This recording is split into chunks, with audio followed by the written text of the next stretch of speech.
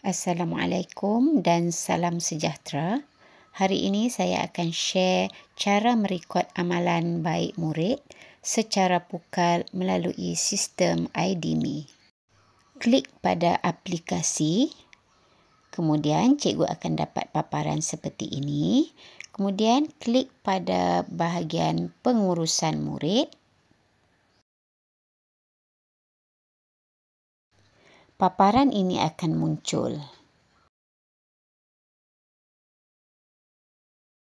Kemudian cikgu klik pada bahagian tepi gambar. Cikgu pilih pada pelapor sahsiah. Klik pada pelapor sahsiah. Kemudian cikgu pergi pada bahagian pengurusan sahsiah. Klik pada pengurusan amalan baik dan tambah amalan baik.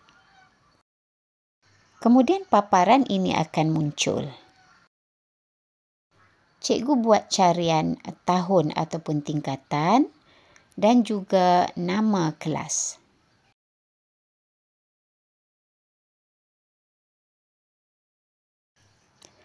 Kemudian cikgu boleh klik cari.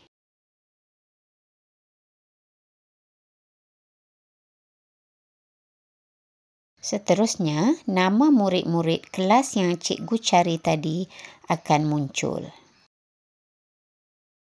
Klik pada kotak kelabu di bahagian atas menandakan cikgu pilih semua nama murid yang ingin cikgu rekodkan amalan baik. Klik masuk senarai murid, kemudian adakah anda pasti? Ya, simpan dan kemudian berjaya. Seterusnya, klik lihat senarai murid. Paparan nama murid-murid yang cikgu pilih tadi akan muncul. Klik tambah amalan baik.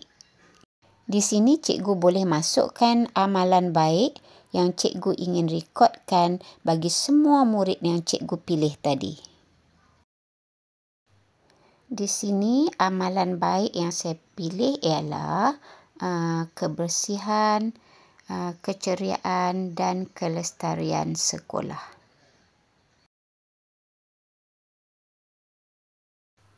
Kemudian cikgu pilih perincian amalan. Dan seterusnya keterangan amalan.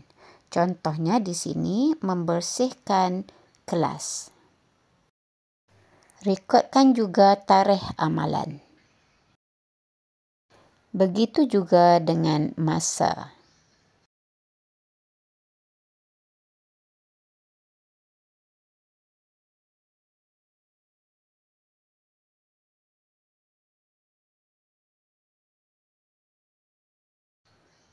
Seterusnya, rekodkan tempat.